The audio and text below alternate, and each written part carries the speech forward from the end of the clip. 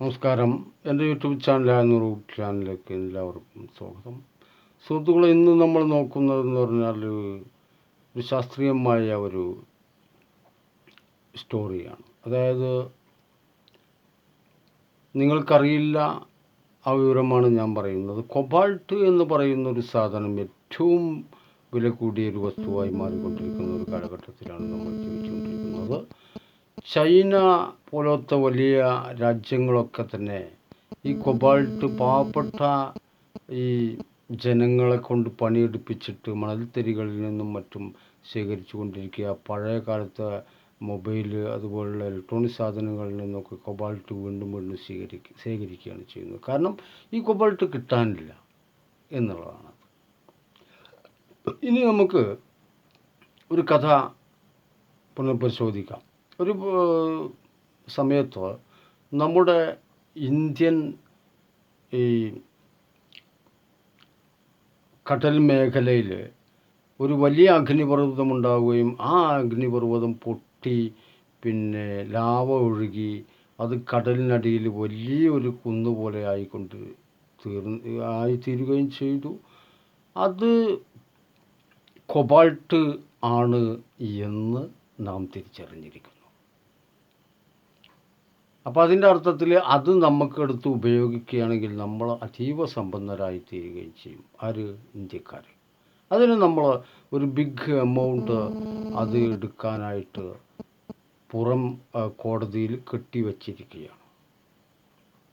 അപ്പോൾ മോഡി പോയിട്ട് ആ പണം കെട്ടിവെക്കാനുള്ള തയ്യാറെടുപ്പും കാര്യങ്ങളും അതിൻ്റെ കടലാസൊക്കെ തയ്യാറാക്കുന്ന സമയമാണിപ്പോൾ. ഇനി നമ്മൾ നോക്കുന്നത് ഒരു കപ്പൽ ഇടയ്ക്കിടയ്ക്ക് നമ്മുടെ കടലിൽ അലഞ്ഞു തിരിഞ്ഞ് നടക്കുന്നുണ്ട് കേട്ടോ. ആ കപ്പൽ എന്തിനാണ് വന്നത് എന്ന് ചോദിച്ചു നോക്കുമ്പോൾ ഇപ്പോൾ ചുമ്മാ മീൻ പിടിക്കാൻ വേണ്ടിയിട്ട് വന്നതാണ് എന്നാണ് പറയുന്നത്. മീൻ പിടിക്കാൻ വേണ്ടിയിട്ട് നിങ്ങൾ സെർച്ചിങ് കപ്പലിലാണോ വരുന്നതെന്ന് ചോദിക്കുമ്പോൾ അല്ല, ഞങ്ങൾ അങ്ങനെയും വരാറുണ്ട്, മറ്റു കപ്പൽ കിട്ടിയില്ല. നിങ്ങളിടയ്ക്ക് എന്തിനാണ് ഈ മറ്റേ ശ്രീലങ്കയിലേക്ക് പോകുന്നതും പിന്നെ അവിടെ നിന്ന് അങ്ങോട്ട് മാലിദ്വീപിലേക്കും മറ്റും പോയിക്കൊണ്ടിരിക്കുന്നത്? ഇങ്ങനെയാണോ മീൻപിടുത്തം എന്ന് നമ്മുടെ നേവി ചോദിച്ചപ്പോഴാണ് അല്ല, അത് ഞങ്ങൾ ചില ആളുകളെ കാണാനൊക്കെ പോയതാണ് എന്നാണ് പറയുന്നത്. അങ്ങനെ ഒരു കപ്പൽ, ഒരു വലിയ കപ്പൽ നമ്മുടെ കടലിന് അടുത്ത് അതായത് നമ്മളെ ടെറിട്ടറി മേഖലയുണ്ട്. അതായത് അമേരിക്ക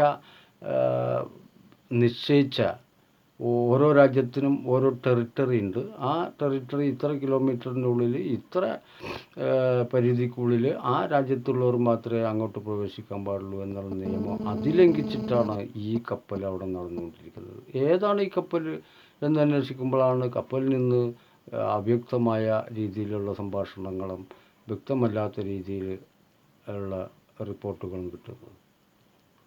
നമ്മൾ നോക്കുമ്പോഴാണെങ്കിലും നമ്മളുടെ കടലിന് അടിയിൽ കിടക്കുന്ന ഈ കൊബാൾട്ട് ഉള്ള സ്ഥലത്താണ് ഈ കപ്പൽ അലഞ്ഞു തിരിഞ്ഞ് നടക്കുന്നത്.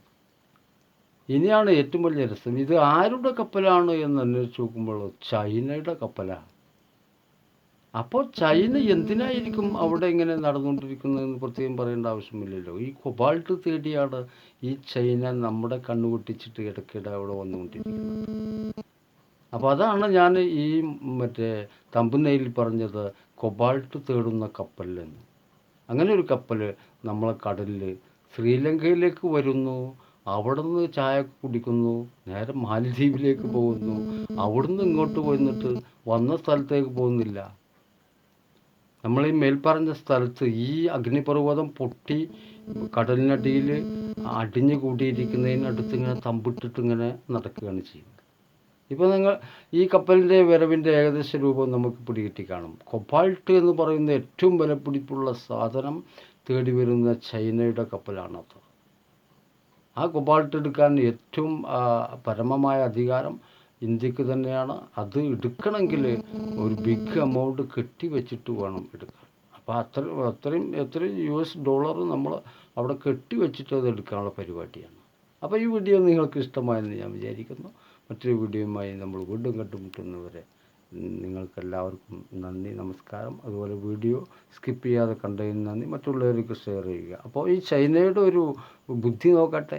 ഇന്ത്യക്കാർ അത് കണ്ടെത്തുന്നതിനേക്കാൾ മുമ്പ് അതിൻ്റെ പകുതി മുക്കാലെങ്കിലും അടിച്ചു മാറ്റണം. എങ്ങനെയെങ്കിലും ഡ്രില്ല് ചെയ്തിട്ടോ മുങ്ങാൻ കുഴി ഇട്ടിട്ടോ എന്ത് വേണമെങ്കിലും.